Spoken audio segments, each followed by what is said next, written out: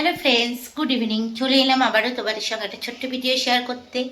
প্রচণ্ড গরম। তোমরা সবাই বলো গরমে তোমরা সবাই কেমন আছো? আমি তো পুরো আলু সিদ্ধর মতো ভেপসে গেছি। যাই হোক, এই গরমে তোমার দাদাভাইয়ের ইচ্ছে হয়েছে এখন এই যে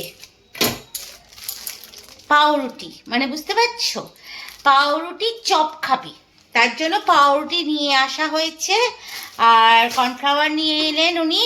যাই হোক, এখন এই পাউরুটি চপ বানাতে হবে। এই যে মহারাজ এখানেই আছে, এই যে আমি খালি গায়ে, তাই তো, খালি গায়ে গরমে আবার। হ্যাঁ, এখন এই যে মহারাজের এখন ইচ্ছে হয়েছে পাউরুটি চপ খাওয়ার, তা এখন পাউরুটি চপ বানাবো, তার জন্য এখন পুর রেডি করছি।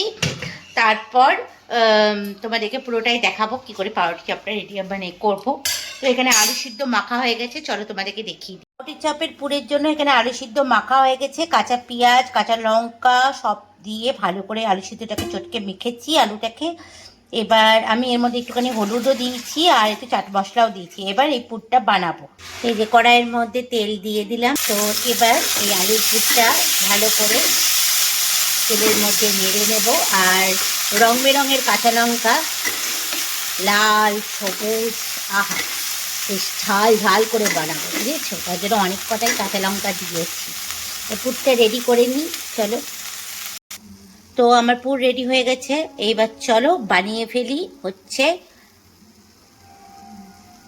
পাউরুটি চপ, ব্রেড চপ। তোমার দাদা ভাই বলছে, কি বললে?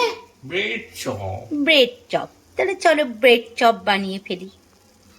তো এদিকে বেসন ভালো করে ফেটানো হয়ে গেছে, এবার পাউরুটিগুলো, তো এবার পাউরুটিগুলোকে চলো পুরোপুরি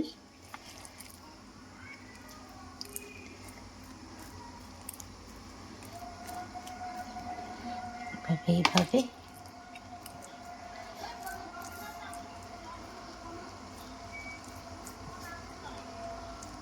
তো একটা রেডি হয়ে গেছে। এবার আমি ওপর থেকে আর একটা পাউরুটি দিলাম।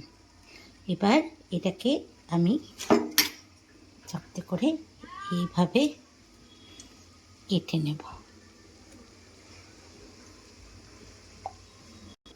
তো এই যে এইভাবে আমি কেটে নিয়েছি, এভাবে সবকটা রেডি করে নিই।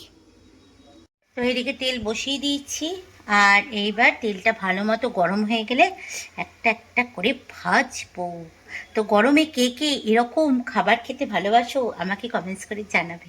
আমরা গরমে এখন গরম গরম হতে চাইছে তোমার দাদা ভাই, তার জন্য গরম। তো রেডি হয়ে গেছে আমার গরম গরম পাউরুটি চপ, ব্রেড চপ, আর সাথে হচ্ছে চা। চাটাও রেডি হয়ে গেছে, এই যে। তা চলো এখন এবার চায়ের সাথে এটা খাওয়া যাবে।